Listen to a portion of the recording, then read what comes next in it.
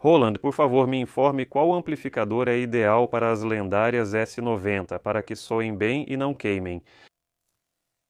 Esse sempre foi um problema eterno para a gente com as S90, porque sempre teve esse tipo de problema.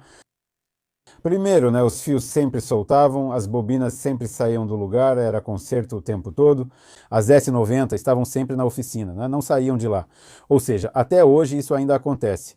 Todo o problema está no fato de que sempre faltava potência nos nossos amplificadores. Todos achavam que estava escrito 35S, então pensavam que eram 35 watts. Na verdade, pela bobina, ela aguenta facilmente 200 watts e pela excursão máxima, já que a bobina é bem alta, tinha mais ou menos 10 milímetros para cada lado. Na verdade, não, havia vários tipos de bobinas. A radiotécnica fazia experimentos, mas a altura permitia conseguir mais ou menos 10 milímetros. Isso é mais ou menos. Se você colocar em qualquer programa, vai ver que com 200 watts a nossa S90 se saía muito bem. O que ocorre quando a potência do amplificador é baixa?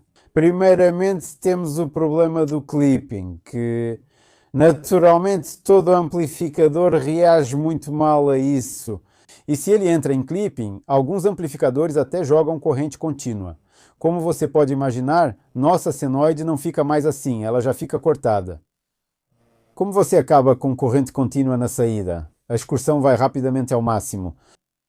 Depois você começa a ter problema com pressão térmica porque a tensão começa a esquentar a bobina. A bobina esquenta porque antes não havia materiais tão duros. Colas que pudessem suportar esse calor. Bobina de lado, pronto, acabou o alto-falante. Quando o curso do nosso cone aumentava, geralmente os fios se quebravam, principalmente perto do próprio cone. Essa sempre foi uma questão constante e era bem difícil de resolver, já que tentei fazer isso na radiotécnica.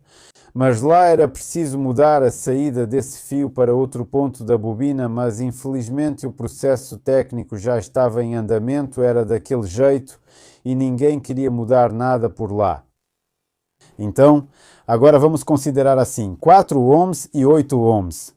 Dois S90 diferentes e duas abordagens diferentes. 4 ohms, né? Está claro para nós que a impedância, lá tem um filtro, então a nossa impedância era de pouco mais de 3 ohms.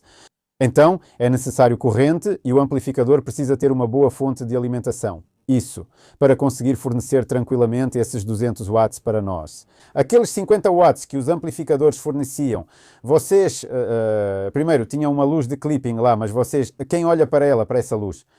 Todo mundo basicamente aumentava até o máximo e aí estavam todos os problemas. Por isso a S90 não aguentava, embora ela pudesse sim. Isso. Então aqui também é necessário um amplificador que forneça pelo menos 200 watts em 4 ohms. Assim você pode trabalhar com um volume bem alto e nada vai acontecer com a compressão térmica. A bobina não vai esquentar porque o X-Max não vai sair do entreferro. Em seguida, agora, se pegarmos 8 ohms, aí com 8 ohms a gente tem um pequeno problema. X máxima também. Certo? A potência também deveria ser. E aí é preciso mesmo um amplificador que consiga entregar pelo menos 200 watts em 8 ohms. No final das contas, dá para colocar um amplificador de 300 a 400 watts, certo? E você... Parece 90, 300 a 400 watts? Sim, sim, sim. Mas, claro, ele não deve ficar em clipping, porque a pessoa precisa ter um certo bom senso, entender o que está fazendo. Mas isso é raro de acontecer. Mas a potência de 300 a 400 watts, pessoal, não significa que vocês precisam sempre girar o botão no máximo e usar tudo no talo? Não. Isso significa que o amplificador precisa de uma reserva para funcionar sem distorções, sem clipping. É exatamente sobre isso que o Roland está falando para a gente. Sim, agora traduziram. Porque eu falo muito, mas acabo ajudando pouco. Então, mas... partindo disso, olha só, imagina, né? Então você vê, você tem um amplificador de 400 watts. Naturalmente que provavelmente em 8 ohms ele vai entregar uns 300 watts, né?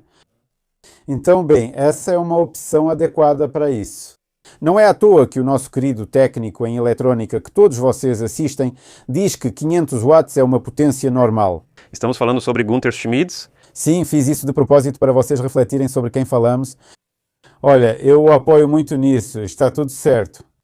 Olha, embora da minha parte eu possa dizer que tudo está ainda pior do que o Gunter diz. Na verdade, poucas pessoas prestam atenção a um fato. Existe um fator entre nós que todos conhecemos, mas não queremos ouvir falar sobre ele. Esse fator é o tempo.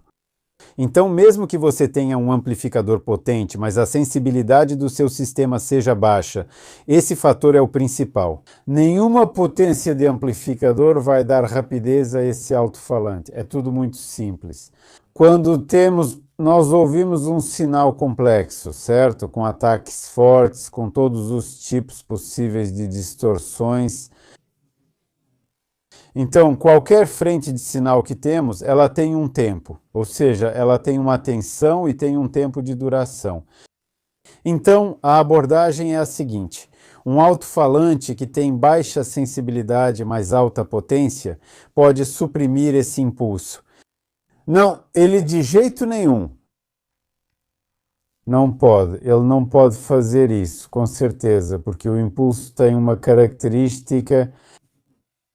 Esse é o tempo. Nesse tempo ele não consegue aumentar esse impulso, e ele até aumenta, mas como o tempo passa e a velocidade desse alto-falante é lenta, ele acaba aumentando em outro ponto, com outra tensão. É como acontece com os carros.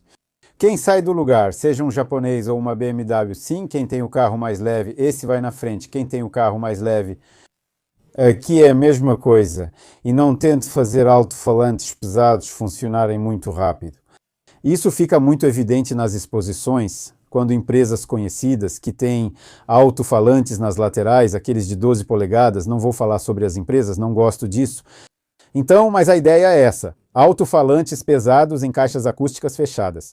E aí você vê eles, você olha como eles, coitados, tentam com esses cones, como orelhas de elefante, balançam tentando criar o som para você, mas é simplesmente engraçado. Por isso, meu conselho para você é alta sensibilidade e uma boa reserva de potência, como dizem por aí. Então, para S90, 300 a 400 watts, ou melhor, 500 watts, como recomenda Gunter, está ok. Então, caros amigos, aqui estiveram Arkady e Roland com vocês. Tudo o que vocês veem nos nossos vídeos, vocês podem vir à nossa loja e ouvir. O link está na descrição do vídeo ou no topo do canal. É isso, caros amigos, que a força do som ideal para vocês esteja com vocês. Venham nos visitar.